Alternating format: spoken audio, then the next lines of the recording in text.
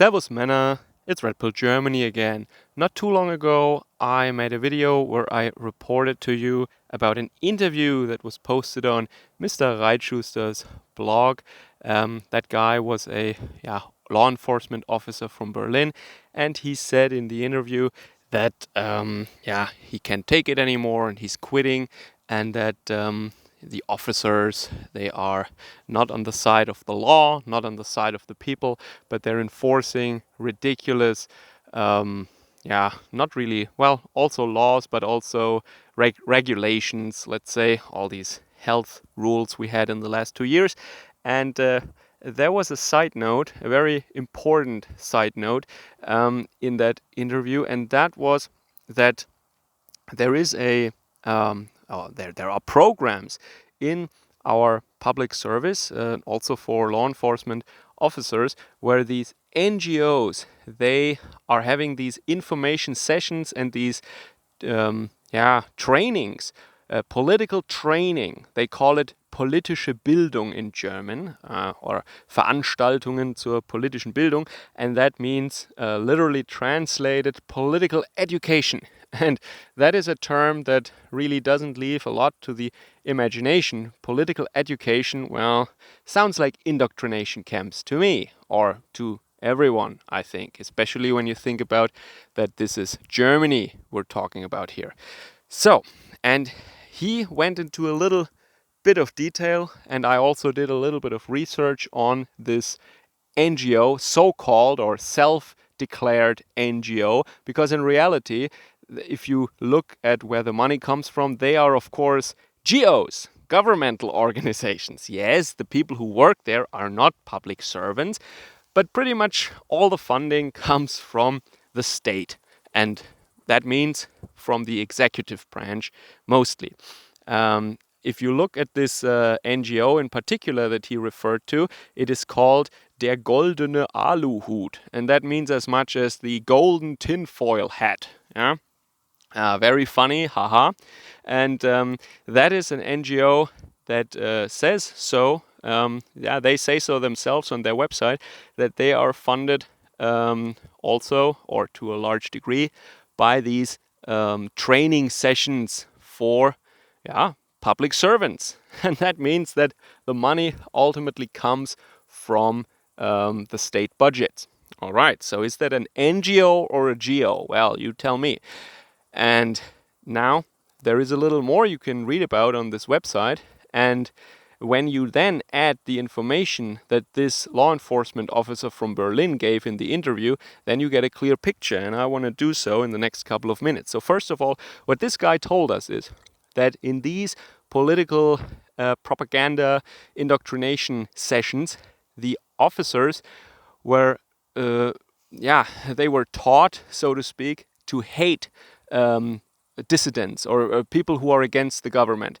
They were told a lot of lies, and a lot of things were mischaracterized about them, and they were presented with a caricature of an enemy of the state, of a dangerous and deranged person that is trying to overthrow the government and end democracy. I think if you look at the CNN coverage of January last year or something, you get somewhat of a clear picture of what they're trying to do here, how they try to frame that. This is what the guy said.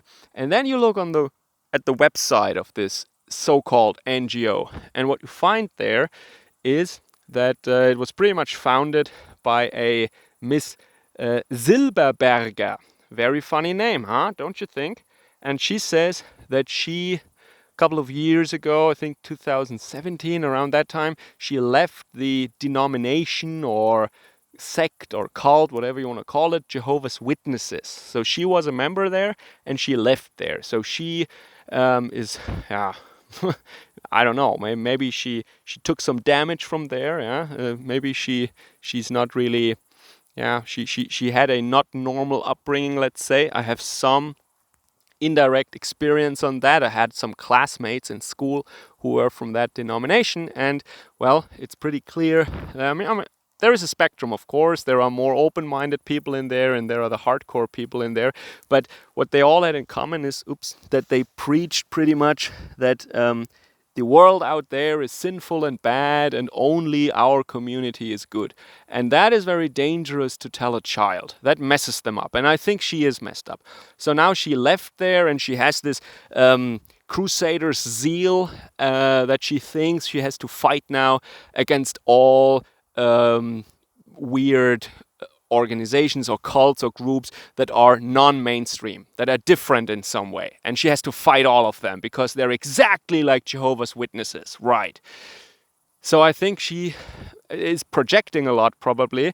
And also, I want to add before I forget about it, what is really, I would say, questionable and already dangerous. It's this millennial kind of humor on the website. So they say, "Hey, we are a branch of the New World Order, and we're fighting against." Or we are servants of the New World Order, or something like that. They're saying. So it's this kind of typical millennial, sarcastic, ironic kind of pseudo humor.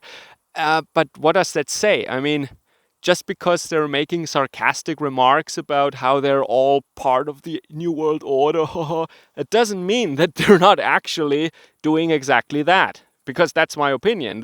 They are a tool of oppressive regimes, of oppressive governments, and they're indoctrinating officers in order to have no scruples when they club down or when they come hard down on peaceful protesters, people who are just protesting on the street in accordance with our constitution. And then there are these officers, like in Berlin, who are just charging right into a group of old ladies or just average citizens. And let's be honest, their average age is a little higher than the general average in Germany, I would say. These are mostly older people, and they're not a threat to anyone, you know?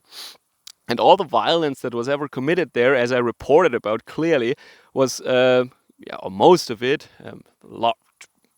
most part of it, was from the counter demonstrators, the pro-government counter demonstrators. All right, so that is this so-called NGO, Der Goldene Aluhut.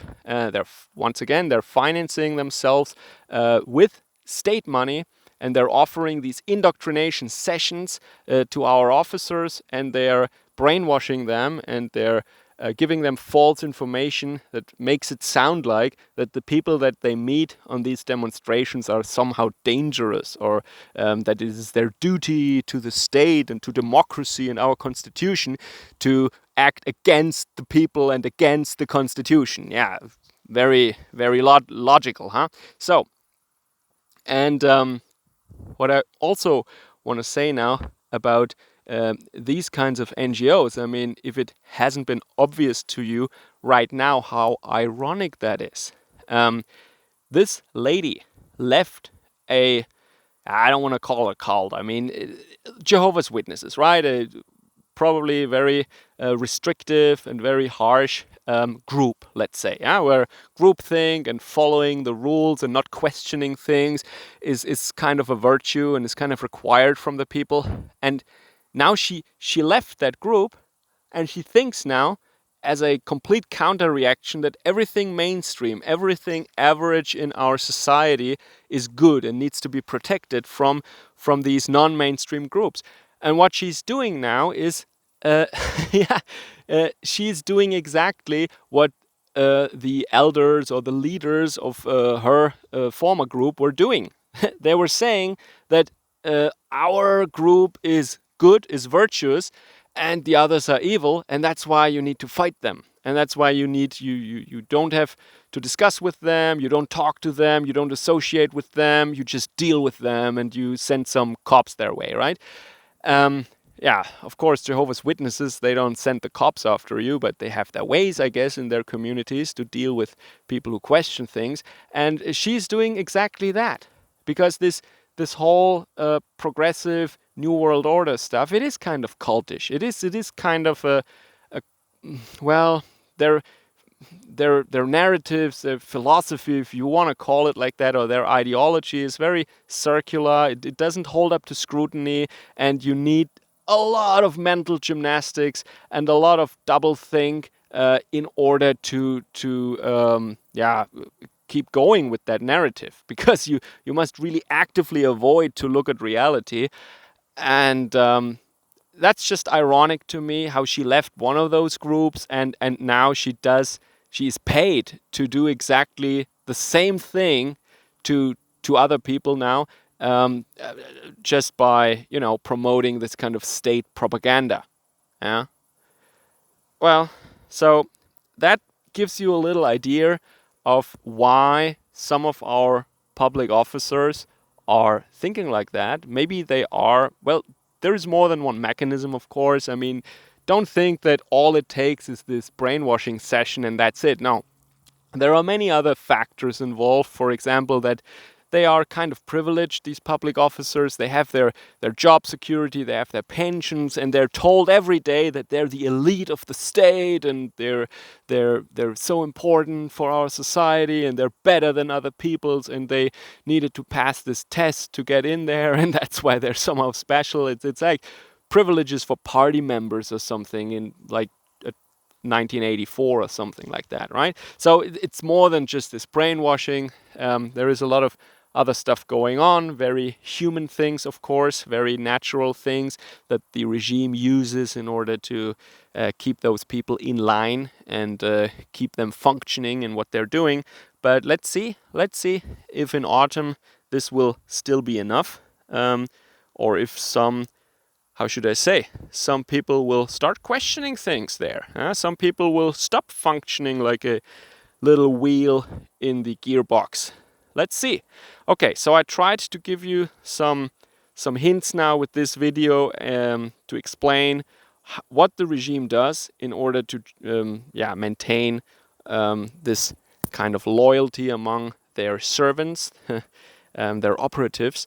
And I think this NGO, Der Goldene Aluhut, this shows pretty well of what is going on. And the fact that people like that, like crazy lunatics like that, are receiving our tax money in order to indoctrinate German officers against us, German people, working class people, taxpayers, middle class people, families, and so on.